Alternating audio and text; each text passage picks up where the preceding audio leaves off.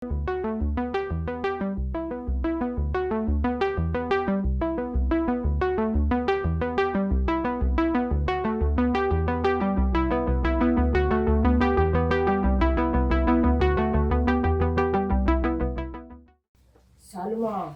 மழை சூப்பரா இருக்குதுல. டிஃபன் பூரிக்கு செய்யலாமா? அம்மா என்ன பண்ணிட்டு இருக்கீங்க? கொட்டை உரிச்சிட்டு இருக்கிறோம். என்ன கொட்டை? பிதுக்கம்பருப்பு கொட்டை. பூரிக்கு உருளைக்கிழங்கு தானே செய்ய போறேன்னு வந்தீங்க. அது உருளைக்கிழங்கு எப்பவும் செய்யறதா. இது வந்து இப்ப சீசனுக்கு இந்த கொட்டை ரொம்ப ஃபேமஸா அது என்ன இருக்கும். கொட்டை காட்டுங்க பார்க்கலாம். இதுதான் மொச்ச கொட்டைன்னு சொல்லுவாங்க. இத மொச்ச கொட்டை அவரைக்காய் மாதிரி இருக்கும் தோல், காய் பார்க்கறதுக்கு. ஆனா நல்லா இந்த மாதிரி முத்தி இருக்கும். இத உரிச்சு இந்த மாதிரி நைட்டு ஊற வச்சு இதுக்கு மேல இருக்க தோலை பிதுக்கணும். பிதுக்கி எடுத்தீங்கன்னா தான் வரும் இந்த கொட்டையில செய்யறது. இது ரொம்ப புதுசா சொல்ற. இது உங்க மாமனாருக்கு ரொம்ப ஃபேவரட்டான டிஷ். பூரிக்கு நான் ஃபர்ஸ்ட் எல்லாம் மசாலா தான் வாங்குவோம். ஆனா இந்த மார்கழி மாசம் மழை வேற சூப்பரா பெய்யுதா, இந்த மாதிரி கிளைமேட்டுக்கு இது வந்து பூரிக்கு மசால் தொட்டு சாப்பிட்டா சூப்பரா இருக்கும். சரி, வளவலன்னு பேசிட்டு இருக்க, சீக்கிரம் ஸ்டார்ட் பண்ணு வீடியோவை. அவ்வளவு பேசுறீங்களா? வந்து பிதிக்கி கொடுங்க. கொட்டை பிதிக்கி கொடுத்தா தானே. ஓகே, பண்ணிடுவோம். வா சால்மா, நம்ம 2 பேர் பிதுப்போம் பொறுமையா. ஓகேவா? செய்ய தேவையான பொருட்கள்: பெரிய வெங்காயம் ஒரு 3, ஒரு 10 சின்ன வெங்காயமும் மெலிசா நறுக்கியிருக்கேன், இஞ்சி பூண்டு பேஸ்ட்டு, கொஞ்சம் புதினா, 3 தக்காளி, பச்சை மிளகா 1, ஒரு துண்டு பட்டை, 2 லவங்கம். அடுத்தது ஊற வச்சு பிதுக்கி எடுத்த மொச்சக்கொட்டைங்க. இந்த மாதிரி இருக்கிற மொச்சக்கொட்டையை உரிச்சு நைட்டே தண்ணி ஊற்றி வச்சிடணும். ஏன்னா அப்போ தான் காலைல பிதுக்கிறதுக்கு. பிதுக்கி எடுத்து வச்சிடலாம். நீங்கள் ஃப்ரிட்ஜில் வைக்கும்போது தண்ணி ஊற்றி வச்சிருங்க. அப்போ தான் அந்த வழவழப்பெல்லாம் இல்லாமல் இருக்கும். கடாய் காஞ்சதும் ஒரு 6-7 ஸ்பூன் எண்ணெய் ஊற்றிக்கலாம். நீங்கள் நெய் வேணும்னாலும் ஆட் பண்ணிக்கலாம், இல்லை கடைசியாகவும் ஆட் பண்ணிக்கலாம். எண்ணெய் காஞ்சிருச்சு. கடுகு கொஞ்சமாக போட்டுடலாம். கடுகு பொரியும் போதே எடுத்து வச்சிருந்தா ஒரு துண்டு பட்டையும் லவங்கமும் போட்டுக்கலாம். எடுத்து வச்சிருந்தா ஒரு பச்சை மிளகா,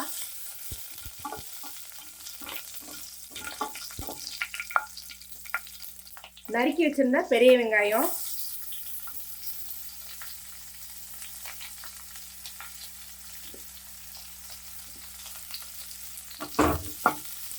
இதுக்கு வெங்காயம் நல்லா இந்த மாதிரி நீல வாக்கில் வெட்டணும். அப்போதான் வந்து குழம்பு வந்து டேஸ்ட் நல்லா இருக்கும். நீங்கள் ரொம்ப பொடியாக நறுக்குனீங்கன்னா இந்த மாதிரி தொக்கு மாதிரியான மாதிரி ஆயிடும்.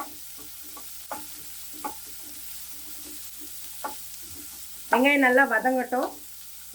இப்போது எடுத்து வச்சுருந்தா இஞ்சி பூண்டு பேஸ்ட்டையும் ஆட் பண்ணிக்கலாம். கொஞ்சம் லேசாக நல்லா வதங்கட்டும். அது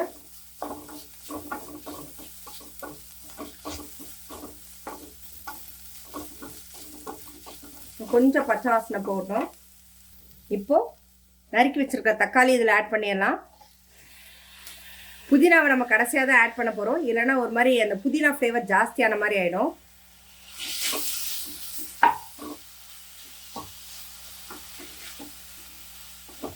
இப்போ இந்த ஸ்டேஜில் உப்பு, மஞ்சத்தூள், மிளகாத்தூள்லாம் ஆட் பண்ணிடலாம்.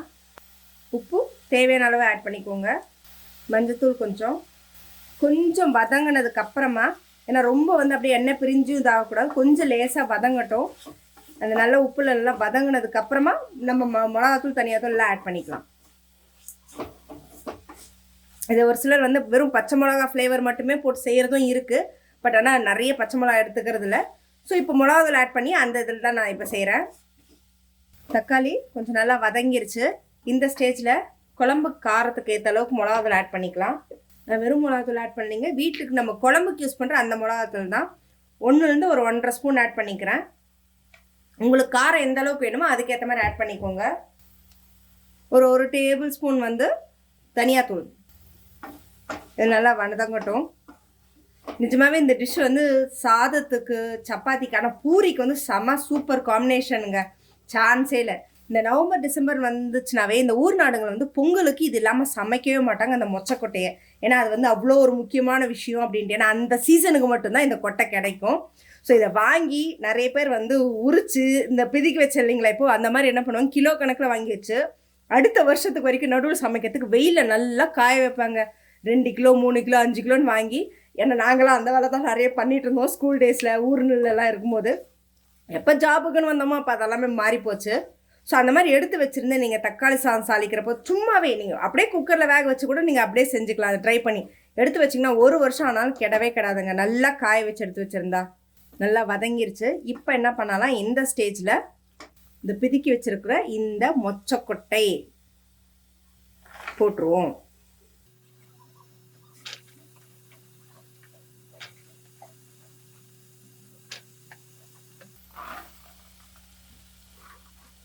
இப்போ நல்லா கிளறிடலாம். இந்த மாதிரி ஃப்ரெஷ்ஷாக வாங்கி செஞ்சு கொடுக்கும்போது பசங்களுக்கு அந்த கொட்டையிலேருந்து அந்த ப்ரோட்டீன் கண்டென்ட், விட்டமின் கண்டென்ட் எல்லாமே நல்லா கிடைக்குங்க. நமக்கும் அந்த சீசனல் காய் சாப்பிடும்போது நமக்கு அந்தந்த சீசனுக்கு ஏற்ற மாதிரி உடம்பும் நமக்கு சூப்பராக இருக்கும்.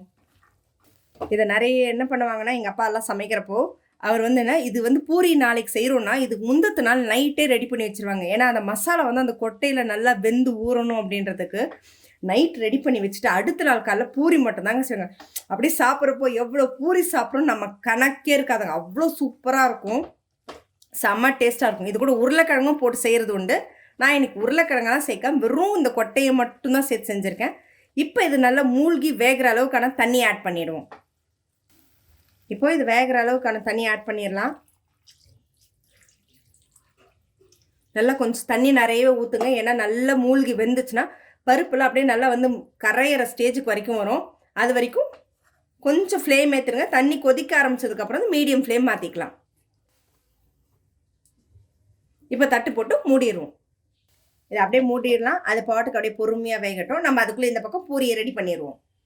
இப்போது நம்மளுடைய கொட்டை ரெடி ஆயிடுச்சு. வாவ், பார்க்கறதுக்கே சூப்பராக இருக்குங்க.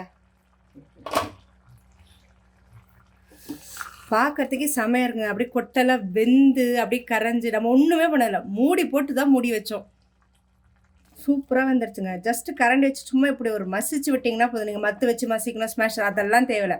அந்த கொட்டை அப்படியே முழுசெல்லாமல் அப்படியே நல்லா வெந்து ஒன்றும் பார்த்தீங்கன்னா இதாச்சுனாவே அப்படியே நல்லா வந்து அந்த மசாலாவோட பிளெண்ட் ஆகும். ஸோ நம்மளோட பூரிக்கான சைடிஷ் ரெடிங்க. பிதுக்கம் பருப்பு குழம்பு அப்படின்னா சொல்லுவாங்க. ஏன்னா இது பேரே அப்படி தான். இது வந்து செம சூப்பராக இருக்கும். பூரிக்கு நீங்கள் இது வச்சிங்க அப்படின்னா 10 பூரி சாப்பிட்றவங்களாலும் 20 பூரி அசால்ட்டாக போகும். அந்த அளவுக்கு ஒரு செம்ம காம்பினேஷனான டிஷ்ஷுங்க இது. ஸோ இப்போ இதை வந்து புதினா போட்டு இறக்கிடலாம். நம்மளுடைய பூரிக்கு மசாலா நார்மலாக செய்யாமல் பிதுக்கம்பருப்போட மசாலா செம சூப்பராக ரெடியாக இருக்குங்க. அப்படியே பார்க்குறதுக்கே அந்த கலர்ஃபுல்லாக அந்த ஃப்ளேவர் எல்லாமே வேறு லெவல் இருக்குன்னு தான் சொன்னோம். செம அமேசிங். கண்டிப்பாக நீங்கள் நார்மலாக செய்கிற பூரி மசாலாவோட இந்த மாதிரி டிஷ்ஷஸை ட்ரை பண்ணி கொடுத்தீங்கன்னா பசங்களுக்கும் சரி நமக்கும் சரி ஒரு டிஃப்ரெண்ட்டான வெரைட்டி சாப்பிட்ட மாதிரி இருக்கும். நான் சொல்லி கொடுத்த மெத்தட் உங்களுக்கு புரிஞ்சிருதுன்னா என்னோட சேனலை சப்ஸ்கிரைப் பண்ணி நீங்களும் இந்த மெத்தடை ட்ரை பண்ணி உங்கள் ஃபேமிலியை அசத்துங்க.